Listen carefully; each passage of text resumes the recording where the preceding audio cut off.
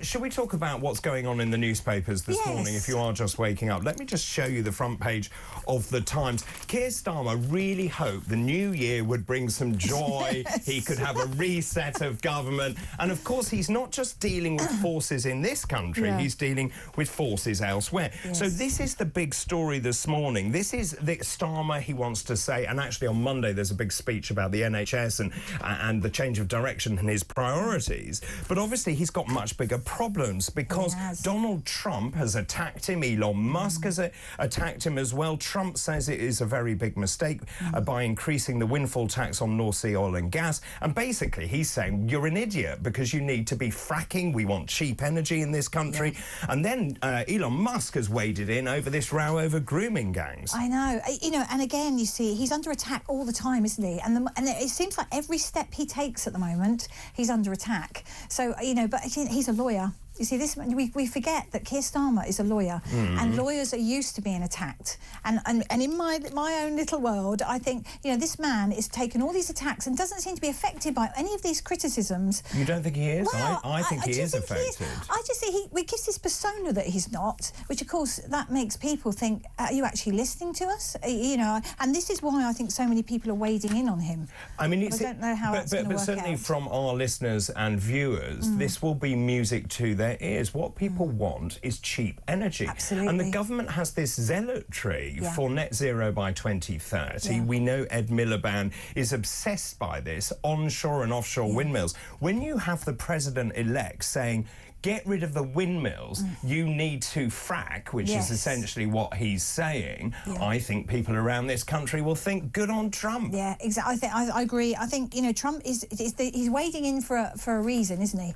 You know, he's a very clever man, Donald Trump, and obviously Elon Musk, has just become kind of Donald Trump's right-hand man, it appears, at the moment. Very much. So you know, he's even renting a property. Well, he's renting a property at Mar-a-Lago. He's actually on the compound.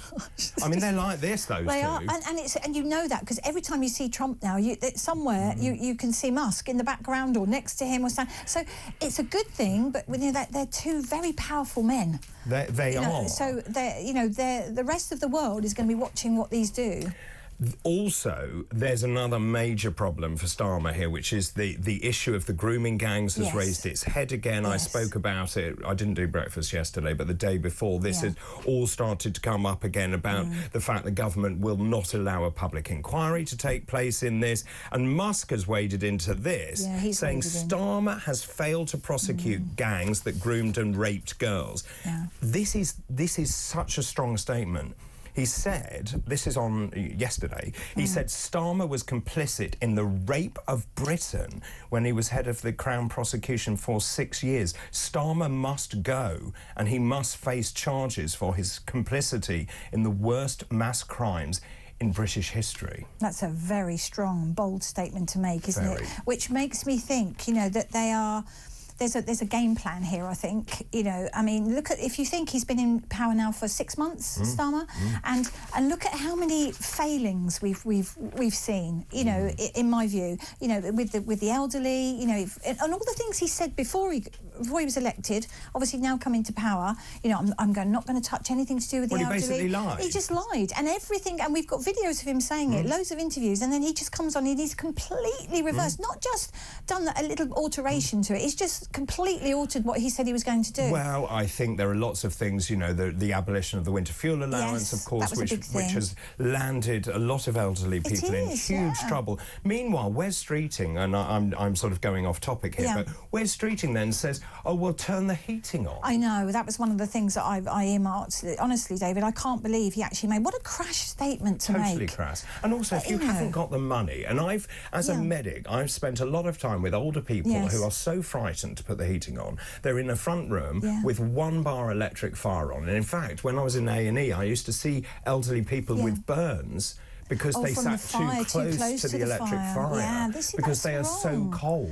And I think the sale of electric blankets, electric blankets, not just on the bed, but ones that you can actually, like a rug, like a blanket you put over on the sofa, they went up by something like 75%, when this was announced, because people can't afford to put their heating on. And the trouble is, when you can't afford to put your heating on, then there's more of a risk. If you do that on a daily basis, for someone that's elderly, they'll start to just seize up. Their bodies will start to seize up. And then they end up in hospital. And then they get dehydrated because they don't move around so much, especially if they live alone. So it's appalling. They don't eat properly. It's appalling, and I don't know how we can do it. But by what he did, I read you probably read this, David. There was, I think, the payment, the winter fuel payment was £325 for any minister, Labour minister, to just sit in the House of Commons per day. They get £325.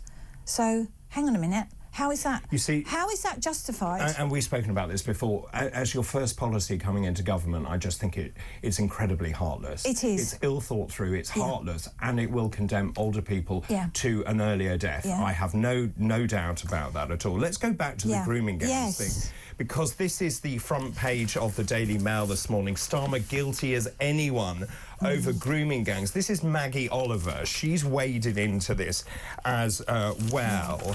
Now, Maggie Oliver is basically a whistleblower. She helped to expose the failure to tackle the paedophile gangs in Rochdale. She basically intervened and said Keir Starmer is as guilty as anyone over the failures to tackle grooming gangs. She's a former detective. I have a lot of time for Maggie Oliver. I've interviewed Maggie Oliver, and she essentially has been on the sidelines. She was there. She saw it, and now she has launched a full frontal, a broadside at Keir Starmer. Which is fantastic. Well done her. In my opinion, well done her, because how brave is that? Because she knows she's going to get a lot of flack for that. But again, she's standing up for what she believes in. And when you look at the story and the history of this, it's appalling. It's appalling. He was in charge of the Crown Prosecution Service. So during his time there, when he was in charge, he knew all of this was going on, but did little about it. Did something about it, but did little about it. Not very much. Yeah. I mean, when you look at what Maggie Oliver said, she says it's a time for a totally independent investigation. This is on the back of Jess Phillips saying we are not going to have a public inquiry into what went on. Well, I think we need a public inquiry. I agree. We need to understand why these people are allowed to get away. And what they did was so abhorrent. Yes. It's utterly disgusting. And now some of them have faced justice. But I want to know a lot more about what did people know, when did they know it, and why didn't they talk about it? Yeah, I totally agree, David. I think there seems to be a little bit of a cover-up going on here. I think, why? I always think if you've got nothing to hide, why not have a full public inquiry? There's clearly something they've got to hide. Otherwise, they would be doing it, because he must know, with everything else that's going on in Starmer's life at the moment, this is not going to go away, because you've got victims, and you've got somebody who, as you say, like the former Greater Manchester, wasn't she? Maggie Oliver, who's going to stand up and keep shouting. And so rightly so. If you read some of the cases of what happened, it's too horrendous even to speak about. And some of them I was reading about a 13-year-old girl who went to the police, and the police told her to go away when she wasn't drunk. She even provided samples, and it was just ignored. I mean, Maggie Oliver is in such an unusual position because she is an expert. She was there. She witnessed all of this. She knows exactly what went on. But she said the Labour and Conservatives are equally to blame for failing to get to grips with the scandal. And she goes further to say Keir Starmer, because he was former DPP, is perhaps as guilty as anyone I know in where we find ourselves today.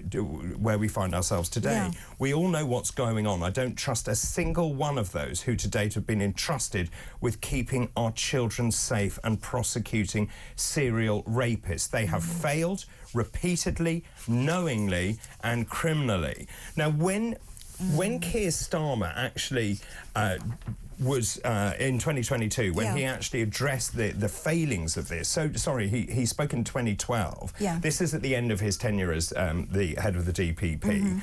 He talked word soup. He said, in a number of cases presented to us, particularly in cases involving groups, there's clearly an issue of ethnicity that needs to be understood and addressed.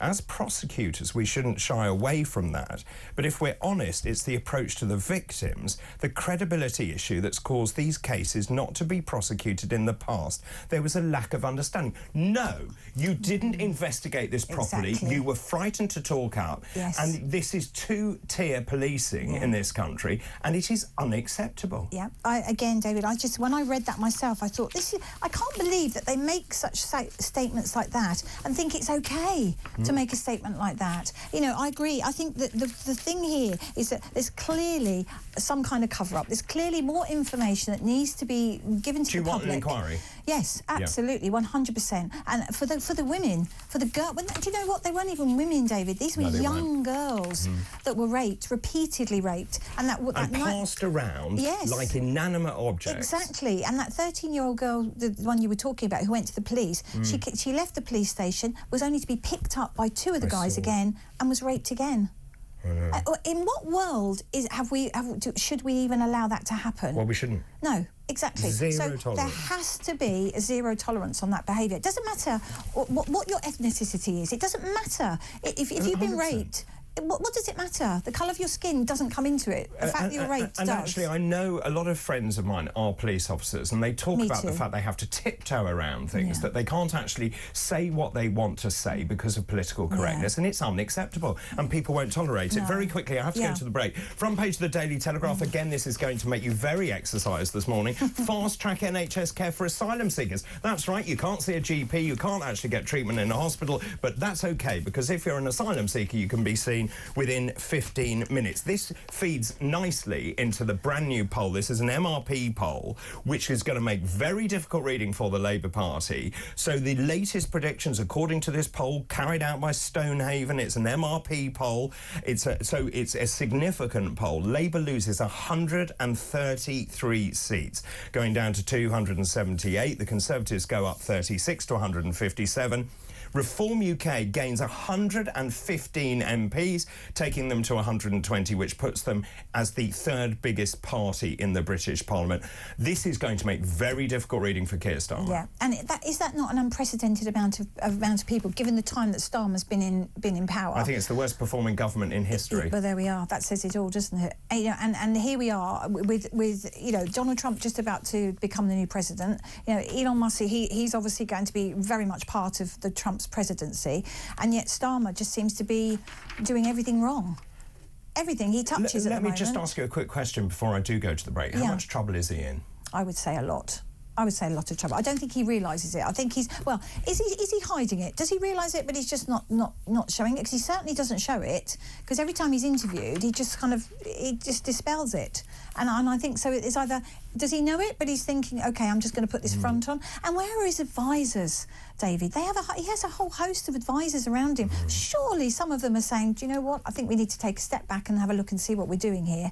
And not just him, but the rest of his politicians around him. I mean, it seems that he's attacking every single group in this country. And you can tell from that MRP poll, people are very unhappy, including lifelong Labour supporters, very unhappy with the direction. Thank you for the moment. Really good to see you this morning, Monica. Thank you.